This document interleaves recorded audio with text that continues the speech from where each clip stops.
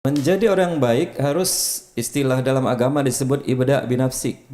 Harus dimulai dengan diri kita sendiri. Be yourself, ya. Jadilah diri kamu sendiri. Kita tidak bisa mengharapkan dari orang.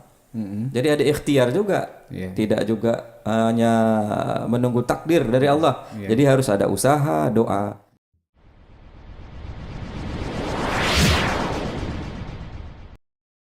Bismillahirrahmanirrahim. Assalamualaikum warahmatullahi wabarakatuh. Waalaikumsalam warahmatullahi Alhamdulillah, wabarakatuh. hari ini saya kedatangan tamu Ustadz Bapak Khairul Effendi SAG SPDI MM Master Magister Manajemen. Oke. Penyuluh Agama Ahli Madya Kementerian Agama Langkat. Ya. Baik, selamat datang Pak Ustadz. Ya. Ini sengaja saya undang kita untuk di ruang podcast ini untuk berbagi karena podcast ini tagline saya memang tebar manfaat. Jadi apapun yang kita lakukan di podcast ini untuk memberikan manfaat kepada orang banyak. Ya. Baik, hari ini saya ingin kita berbincang-bincang tentang menuju insan madani. Insan madani ini mungkin istilah Arab lah ya. Kalau istilah kita menjadi manusia kamil lah, manusia yang paling sempurna gitu ya. Kalaulah seorang muslim ini kan, dia lahir gitu sebagai seorang muslim, tentu ada dituntun Allah untuk dia beribadah dan sebagainya. Menurut kacamata dari segi keagamaan, banyaklah pengertian tentang madani. Jadi insan madani ini gimana pendapat Pak Ustadz? Baik, bismillahirrahmanirrahim. Assalamualaikum warahmatullahi wabarakatuh. Hamdan syukran lillah, salatan wa salaman daiman ala rasulillah. Menjawab dari pertanyaan ini, kita mulai dari sebuah ayat Al-Quran dalam surah Az-Zariyat ayat 56. Allah katakan, "Wa ma khalaqtul jinna wal insa illa liya'budun." Tidak aku ciptakan jin dan manusia itu melainkan untuk beribadah kepada aku, kata Allah Subhanahu wa taala. Berdasarkan ayat itu, kita manusia ini dituntut untuk beribadah kepada Allah Subhanahu wa taala. Terkadang manusia salah paham, ibadah itu dianggapnya hanya mungkin sholat saja. Ya, hanya hubungannya vertikal dengan Allah Subhanahu wa taala. Hubungannya dengan sesama manusia itu tidak dianggapnya ibadah, padahal itu juga ibadah. Terkait dengan itu, maka membentuk keluarga yang sifatnya madani tadi itu juga adalah ibadah kepada Allah Subhanahu wa taala. Berarti tentu yang paling utama ibadah ya, ibadah kepada Allah Subhanahu wa taala. Jadi perintah ibadah kan mungkin ada dalam Al-Qur'an juga banyak, terutama dalam rukun Islam ya, rukun Islam tentang ibadah.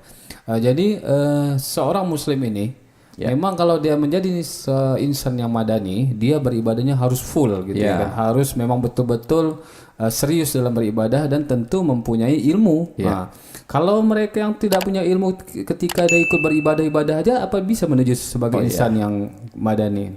Itu namanya kalau dalam bahasa fikih taklid. Taklid itu mengikut sesuatu yang dia tidak tahu argumentasinya dan tidak mengerti. Yang benar itu ada sifatnya ittiba. Ittiba itu mengikut dengan mengetahui argumentasinya. Itu yang disebut dengan orang yang berilmu. Dalam hadis itu dikatakan al-ilmu bila amalin kasyajari bila thamarin. Ya, ilmu, kalau kita sudah punya ilmu tidak diamalkan. Harus diamalkan. Kalau tidak, dia seperti pohon yang kayu yang tidak berbuah, pohon yang tidak berbuah. Kemudian ada sebuah hadis yang populer barangkali disampaikan oleh para ustaz, kun aliman au muta'alliman au mustami'an wala takun rabi'an fatahlik. Jadilah kamu itu orang yang alim. Alim itu artinya punya ilmu. Untuk beribadah juga perlu ilmu. Segala sesuatu yang baik tentu perlu ilmu. Oh, muta'aliman, kalau kau sudah punya ilmu, kalau kamu tidak punya ilmu, maka muta'aliman, belajar. Muta'alim. Kalau tidak juga dari mendengar bisa. Seperti misalnya kita tayangkan ini, dengan dia mendengar apa yang disampaikan untuk pencerahan umat, maka itu juga suatu ilmu yang harus kita peroleh. Kemudian mustami'an, mendengar. Kemudian wala takun rabi'an fatahlik. Jangan jadi yang keempat, kamu tidak punya ilmu tidak juga mau belajar, kemudian tidak mau mendengar, jangan jadi keempat, kamu akan rugi. Kadang kan menuntut ilmu juga wajib ya. Iya. Thalabul ilmi Faridatun ala kulli muslimin wa muslimat. Jadi tidak ada namanya nuntut ilmu supaya beribadah menjadi ibadah yang sempurna, ini wajib. Iya. Jadi tidak ada hanya mengikuti juga adalah usaha untuk punya ilmu dalam beribadah. Iya, okay. Baik. Kemudian dalam menuju insan madaninya, dia juga harus punya peran penting untuk dirinya sendiri ya. Untuk dirinya sendiri agar dia bisa memanage dirinya menjadi orang yang baik, itu gimana Ustaz? Menjadi orang baik harus, istilah dalam agama disebut ibda' binafsik. Harus dimulai dengan diri kita sendiri. Be yourself ya. Jadilah diri kamu sendiri. Kita tidak bisa mengharapkan dari orang. Jadi ada ikhtiar juga. Tidak juga hanya menunggu takdir dari Allah. Jadi harus ada usaha, doa. Kalau sudah kita berusaha berdoa, lalu hasilnya bagaimana ya, itu kemudian kita jadi bertawakal kepada Allah Subhanahu wa taala. Ya. Kalau sudah sesuatu yang kita usahakan dengan kita doakan tidak juga berhasil, kembali kita kepada Allah Subhanahu wa taala, yaitu bertawakal kepadanya. Selain untuk dirinya sendiri, tentu yang paling penting kita kan hidup di dunia ini, tentu pasti ada keluarga, ada tetangga. Terutama nih saya melihat kepada keluarga. Karena keluarga juga punya peran penting dalam membentuk diri seorang manusia menjadi insan yang madani ya, insan kamil lah. Ya, insan kamil, insan yang sempurna. Ya. Kalau bahasa mumtaz ya. Mumtaz. Sangat kita jayidan aja pun jadilah, tak usah sampai mumtaz sekali, karena kesempurnaan itu kan milik Allah Subhanahu wa taala. Tapi paling tidak kita berusaha untuk menuju ke arah sana. Baik, saya akan runutkan dulu bahwa peran kita sebagai manusia, pertama harus mempunyai hubungan dengan Allah Subhanahu wa taala yang disebut dengan hubungan vertikal, gitu ya, hubungan kita. Itu harus. Kemudian hubungan kita dengan sesama manusia, itu juga silaturahim kita, ya. Dari sisi mungkin muamalah dan sebagainya. Terkadang orang ada menganggap bahwa ketika dia berhubungan dengan Allah itu udah selesai. Dia tidak peduli dengan manusia lagi. Ini kan tak boleh seperti itu. Atau sebaliknya, dengan manusia hubungannya oke, tapi dengan Allah tidak. Nah, jadi tumpang tindih. Seharusnya dengan Allah seimbang, balance dia. Dengan Allah oke, dengan manusia oke. Bahkan Nabi pernah mengatakan itu, la yadkhulul jannah man qati'a rahimin. Tidak akan masuk surga orang yang memutuskan tali silaturahmi. Qati'ur rahmi gitu. Iya, qati'ur rahmi. Begini ya, ada di dalam ayat itu, kalau saya tak salah dalam surah Al-Ankabut, innas sholata tanha 'anil fahsya'i wal munkar. Sesungguhnya salat itu mencegah daripada perbuatan keji dan munkar. Nah, dia sholat tapi masih keji mungkar, tidak mau berteguran, baik itu dengan saudaranya, dengan keluarganya, itu tidak pakai dalam Islam.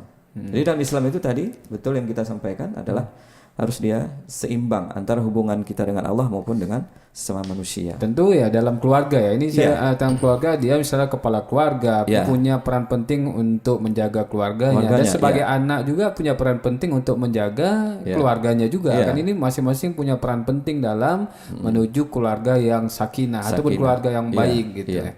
Pertama harus dimulai dengan niat. Innamal a'malu binniyat. Segala sesuatu pekerjaan itu harus dengan niat. Jadi kalau dari awal niatnya membentuk keluarga ini sudah salah, ya, maka nanti akan banyak terjadi masalah-masalah yang lain. Yang memang namanya hidup ini tentu banyak masalah. Ya, ada saja masalah itu yang akan datang gitu. Nah, kalau sudah didahului dengan masalah-masalah yang barangkali bisa katakanlah melanggar hukum agama, maka itu akan sulit untuk membentuk keluarga yang sifatnya sakinah. Berarti Ustaz, kalau menjadi keluarga, misalnya jadi seorang kepala keluarga, tentulah ya, tentu dia misalnya di awal dia ingin menikah menjadi seorang keluarga, itu mungkin ada lah ya, harus dia mengetahui syarat-syarat atau bagaimana nanti berkeluarga menurut dari Ustaz sebagai ahli media kementerian. Begini, saya melihat dalam beberapa tahun terakhir ini, khususnya pada orang yang ingin berkeluarga, menikah, yang mau menikah gitu ya. Pertama, kalau menurut saya belum cukup pengetahuan, terutama tentang fikih. Ini hasil survei, hasil yang yang ketahuan gitu ya. Fikih munakahat. Misalnya kita tanya tentang rukun nikah saja masih banyak yang belum tahu. rukun nikah itu kan ada 5, ada calon suami, calon istri, kemudian wali, saksi, dan ijab qabul atau siwat. Itu barangkali yang sifatnya harus diketahui ya oleh calon pengantin. Bahkan mohon maaf ini untuk menjelaskan tentang misalnya mandi wajib saja, masih banyak calon-calon kita ini yang belum paham tentang mengerti tata caranya, doa-doanya gimana. Ini sangat perlu, makanya di kantor urusan agama itu ada pelatihan sebagai penyuluh itu ada namanya konseling. Kita sebagai konsultan, ada sebagai konselor, itu namanya bimbingan pranikah. Supaya dia tahu bagaimana rukun, syarat-syarat dari pernikahan itu. Dan kemudian juga kita sampaikan misalnya tentang manajemen keuangan. Dalam berkeluarga nantinya. Iya, dalam berkeluarga bagaimana manajemen keuangannya, kemudian apa-apa yang harus dilakukan sebagai seorang suami. Dalam artian apa hak-hak suami, apa hak istri, kemudian apa kewajiban suami dan apa kewajiban juga sebagai istri. Jadi saling ini dia.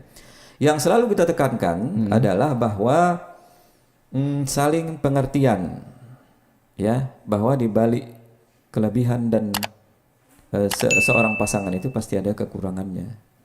Jadi misalnya calon suami dia harus paham di balik kelebihan istrinya itu ada, calon istrinya ada kekurangan. Begitu juga sebaliknya. Kalau ini yang terjadi, ya, insya Allah mudah-mudahan. Berarti dari penyuluh ini membekali lah ya, iya, membekali ya orang-orang yang pranikah itu tadi, supaya dia ada bekal dalam mengharungi samudera rumah tangga. Karena memang berumah tangga itu enggak mudah. Karena menjadi ibadah juga kalau ini wajib ya. Ibadah kan. Ibadah. Dan itu mengikut sunnah Nabi. Apa hadisnya itu yang mengatakan nikahu sunnati faman lam ya'mal bi sunnati falaysa minni. Nikah itu adalah sunnahku, maka barang siapa yang tidak mau ikut seperti aku maka dia bukan dari bagian umatku. Baik Ustadz, kemudian tadi kan kita sudah cerita tentang menjadi seorang insan yang madani, yaitu tentang pertama dia harus bekali dengan ibadah kepada Allah, kemudian dia menjaga dirinya, kemudian ke keluarga. Ini ke masyarakat. Masyarakat yang diantaranya adalah misalnya bertetangga. Tetangga kalau dalam bahasa kita namanya jiran itu kan. Ada sebuah hadis Rasul yang barangkali perlu kita pahami. Barang siapa beriman kepada Allah dan hari akhir, hendaklah ia memuliakan tetangganya. Maka tadi saya sampaikan dari kajian kita bahwa silaturahim itu tidak boleh terputus, termasuk dengan tetangga. Kalau misalnya terjadi apa-apa di rumah kita, pasti tetangga itu yang lebih dahulu tahu ketimbang saudara kita mungkin yang jauh gitu kan. Nah, kalau ada apa-apa pasti tetangga. Makanya tidak boleh tidak berteguran dengan secara sosial kita dengan tetangga kita, lingkungan terdekat kita. Bahkan tadi Nabi katakan itu termasuk orang yang beriman kepada Allah, dia memuliakan tetangga. Iya, memuliakan. Termasuk orang yang beriman kepada Allah dan percaya kepada akhir harus memuliakan tetangganya. Bahkan kata Rasul kalau kamu masak, beri dia dengan banyakkan kuahnya. Wa ta'ahad jiranaka, kan? Berilah kuahnya. Banyak kuahnya beri tetangga. Iya, untuk tetangga. Kenapa? Karena bisa jadi masakan kita yang di rumah itu keciuman sebelahnya, ya kan. Jadi dengan begitu kita berbagi apalagi masa sekarang ini kan. Begitu juga yang dimaksud dengan masyarakat secara luas, tidak saja kita bersilaturahim dengan sesama muslim tetangga kita tadi, juga toleransi kita dalam beragama. Kalau Kementerian Agama itu kan ada inter umat beragama dan antar umat beragama. Tentu yang dimaksud di situ adalah agama-agama yang dilayani oleh pemerintah, ada 6 itu. Islam, Katolik, Protestan, Hindu, Buddha, dan Konghucu. Nah, seperti itu dalam bahasa Kementerian Agama disebut dengan agama yang dilayani oleh pemerintah. Baik, Ustaz. Ini sudah banyak ya. Pada intinya sih menjadi insan madani itu memang ibadah kepada Allah, dia berbaik kepada keluarga, dia tahu adil pada dirinya, kemudian kepada masyarakat lainnya, termasuk dia toleransinya beragama, agar semuanya ini menjadi nilai ibadah kepada Allah Subhanahu wa taala. Baik, Ustaz. Terima kasih Ustaz. Alhamdulillah, mudah-mudahan kajian kita hari ini sangat bermanfaat. Dan insya Allah lain waktu nanti kita akan bahas tema-tema yang lain. Tema yang sedikit ini saya rasa cukup padat dan cukup bagus. Mungkin minggu depan kita akan sambung lagi kajian kita. Terima kasih Ustaz. Assalamualaikum warahmatullahi wabarakatuh. Waalaikumsalam warahmatullahi wabarakatuh.